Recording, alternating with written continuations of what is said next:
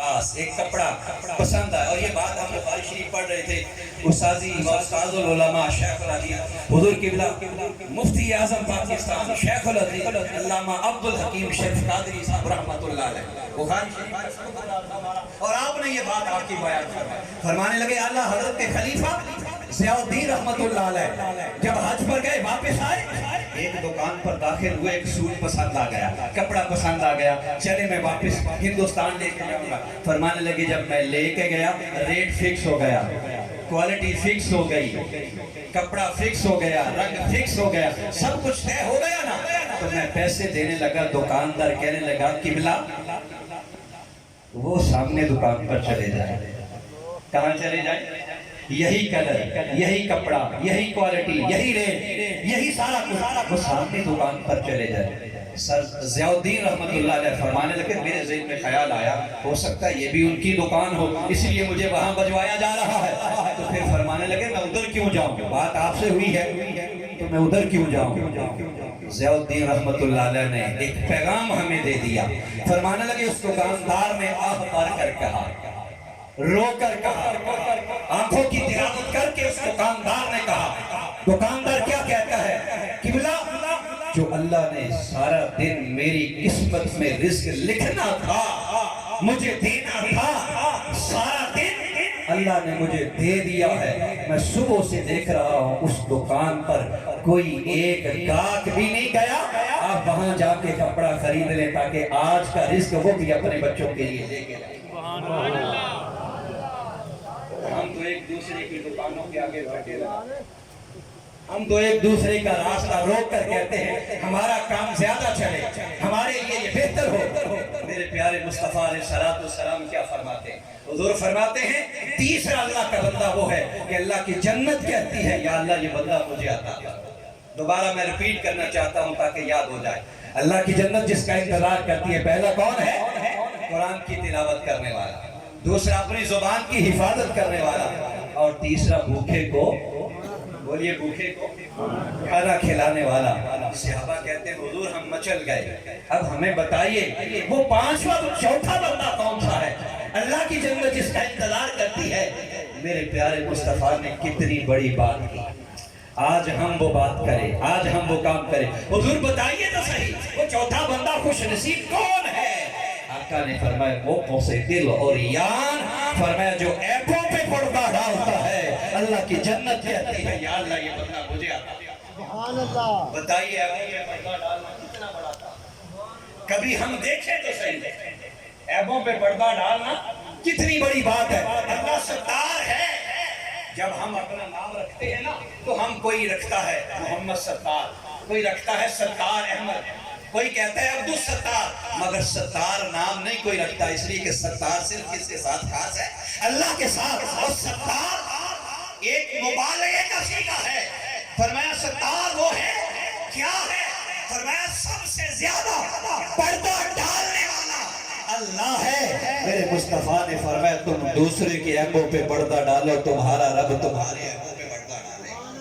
اب یہاں میں دو باتیں لینا چاہوں گا اور ایمان افروز باتیں لینا چاہوں گا۔ میں پھر آپ کو ایک بار ہندوستان لے کے جاؤں گا، قبلہ پیر صاحب نکلے، میں پھر وہ مثال لینا چاہوں گا۔ ہندوستان کی ایک بہت بڑی ہستی فخر شاہ جہانی دہلوی جن کا نام ہے، شاید نام آپ نے سنا ہوگا، فخر شاہ جہانی دہلوی جب نکلتے تھے تو ایسے نکلتے تھے جیسے آج ہم نے شاہ شہراز کا دیکھا۔ سبحان اللہ۔ شاہ شہراز جب اپنے آستانے سے نکلے نظریں بچھ گئی، نظریں بچھ گئی، سر جھک گئے، سر جھک گئے، نظریں بچھ گئی، آہیں آ گئی کہ مرشد کامل آ گئے، شاہ کامل آ گئی، شاہ شہراز آ گئی۔ وہاں سے لے کر یہاں تک نعرے تکبیر کا ترانہ تھا، نعرے رسول کا ترانہ تھا، اللہ اکبر کا ترانہ تھا۔ اس لیے حق بھی یہی ہے کہ جہاں انسان دل لگائے پھر جان بھی لگا دے، دانت بھی لگا دے، پھر سارا کچھ لگا دے۔ فخر شاہ جہانی نکلے، مخالفین نے کیا کیا؟ میں بتانا یہ چاہتا ہوں ہم کہاں کھڑے ہیں، ہمارے معاشرے کی اصلاح کیوں ضروری ہے، عیبوں پہ پردہ کیوں ضروری ہے۔ فخر شاہ جہانی دہلوی جب نکلے، دائیں بھی لائنیں مریدوں کی، بائیں بھی لائنیں مریدوں کی، دلی کی جامع مسجد میں ابھی پہنچنا چاہتے تھے، لوگوں نے ایک خاتون کو تیار کیا اور خاتون کو کہا کیا؟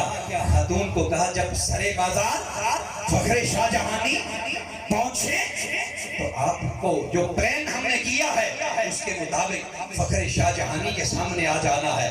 آپ آئے، وہ عورت سامنے آ گئی۔ عورت نے کہا کیا؟ ہمارے لیے صبر کا پیغام، ہمارے لیے جذبات کو دفن کرنے کا پیغام۔ عورت کہنے لگی قبلہ مرید سامنے کھڑے ہیں۔ عورت کہنے لگی قبلہ آپ رات میرے پاس میرے گھر تشریف لائے تھے، اندھیرا تھا، آپ جو مجھے پیسے دے کے گئے تھے وہ کھوٹے پیسے تھے۔ کسی کی اصلاح کرنا، کسی کو ہم اس چیز کے قائل ہیں، انگلی زخمی ہو جائے اسے کاٹا نہ جائے، اس کی پٹی کی جائے، اس کو دوبارہ اس پورے پنجے کا حصہ بنایا جائے۔ انگلی کی طاقت نہیں، طاقت پورے پنجے کی ہے۔ میں یہاں ایک اور نکتہ نکل آیا، وہ یہ ہے کہ سورج ڈوب چکا تھا، میرے مصطفیٰ کا اشارہ ہوا، اشارہ پنجہ نہیں تھا، اشارہ تھا۔ سورج ڈوب چکا تھا، میرے نبی کی انگلی اٹھی سورج پر، سورج واپس آیا۔ میں یہ کہنا چاہتا ہوں جس نبی کی ایک انگلی کی طاقت یہ ہے کہ سورج واپس آتا ہے، اس نبی کی دو انگلیوں کی طاقت کا عالم کیا ہوگا؟ جس نبی کی دو انگلیوں کی طاقت کا یہ عالم ہے، اس نبی کے تین انگلیوں کی طاقت کا یہ عالم کیا ہوگا؟ جس نبی کی تین انگلیوں کی طاقت کا یہ عالم ہے، اس کی چار انگلیوں کا عالم کیا ہوگا؟ ارے جس نبی کی چار انگلیوں کی طاقت کا یہ عالم ہے، اس کی پانچ انگلیوں کا عالم کیا ہوگا؟ ارے جس کی پانچ انگلیوں کی طاقت کا یہ عالم ہے، اس کے پورے بازو کی طاقت کا عالم کیا ہوگا؟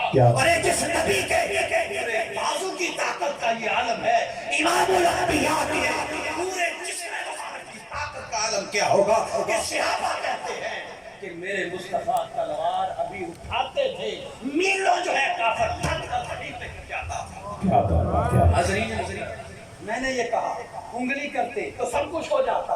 عورت نے کیا کہا؟ عورت کہتی ہے رات کو جو پیسے دیے کھوٹے تھے، صحیح نہیں تھے۔ اب یہاں دو باتیں ہیں، مریدوں کو کہتے اس کو سمجھاؤ، مرید خود آگے آ جاتے، ہڈی بوٹی یہ کر دیتے، مگر نہیں، یہ ہے اصلاح کرنے کا طریقہ۔ ہم کہتے ہیں کوئی غلطی ہو جائے، ہم کہتے ہیں تمہیں زندہ رہنے کا حق نہیں ہے، تمہیں زمین پہ زندہ رہنے کا حق نہیں ہے۔ اس آستانے کا پیغام یہی ہے، اپنی اصلاح کریں۔ ہم نے کیسے درست کرنا ہے؟ عورت نے یہ کہا تو آپ نے فرمایا بی بی ناراض کیوں ہوتی ہے؟ سارے مریدوں کے سامنے، سارے بڑے بازار کے سامنے فرمانے لگے بی بی ناراض کیوں ہوتی ہے؟ کہا کیا مطلب؟ رات تھی نہیں پتا چل سکا، پاکٹ سے پیسے نکالے، فرمانے لگے یہ لو صحیح لے لو، پاکٹ سے پیسے نکالے، فرمایا رات ہی نہیں پتا چل سکا، یہ لو صحیح لے لو۔ جب طریقہ یہ دیکھا فوراً قدموں میں گر کے کہنے لگے حضور مجھے معاف کر دیں، کوئی ایسی بات نہیں، مجھے تیار کیا گیا ہے۔ ارے بزرگوں کا یہی طریقہ ہے، جب غلطی کو دیکھا جاتا ہے اس کے عیب کو طریقہ یہی ہے۔ میں کہتا ہوں، میں یہ کہنا چاہوں گا اللہ نے بڑی نعمتیں دی، کرسیاں دی، عہدے دیے، سب کچھ دیا، مگر خدا کی قسم یہ مٹی بھی مل جانا یہ بہت بڑی غنیمت ہے، قبر مل جانا بہت بڑی غنیمت ہے۔ میں یہ چاہتا ہوں، دیکھیے نا ایک بندے کو ہارٹ اٹیک ہو جائے اور اس کی سرجری ہو، ڈاکٹر کہتا ہے 2 گھنٹے سے زیادہ نہیں رکھنا، انالیسس کریے، ڈاکٹر کہتا ہے 2 گھنٹے سے زیادہ نہیں رکھنا۔ کہا کیوں؟ فرمایا رکھو گے نا تو باڈی سے کچھ عیب ظاہر ہو جائیں گے، باڈی سے کیا ہو جائیں گے؟ کچھ عیب ظاہر ہو جائیں گے، کیا کریں؟ کہا 2 گھنٹے سے پہلے سے دفنا دیا جائے۔ ڈاکٹر کی مانی یا نہیں؟ 2 گھنٹے سے بھی پہلے، پونے گھنٹے میں اسے دفنا دیا۔ وجہ کیا ہے؟ وجہ یہ ہے کہ اس کے عیب ظاہر نہ ہو جائیں۔ خدا کی قسم اس مٹی کو سلام کرو، ماشاءاللہ اس مٹی کو سلام کرو، جو ہی وہ میت جس کو 2 گھنٹے ہم نہیں رکھ سکے مٹی کے اندر لے کے گئے، مٹی نے سارے کے سارے عیبوں کو چوس کر اپنے اندر سے میرے پیارے مصطفیٰ نے فرمایا صحابہ حضور چوتھا بندہ کون سا ہے اللہ کی جنت جس کا انتظار کرتی ہے یہ بندہ مجھے مل جائے؟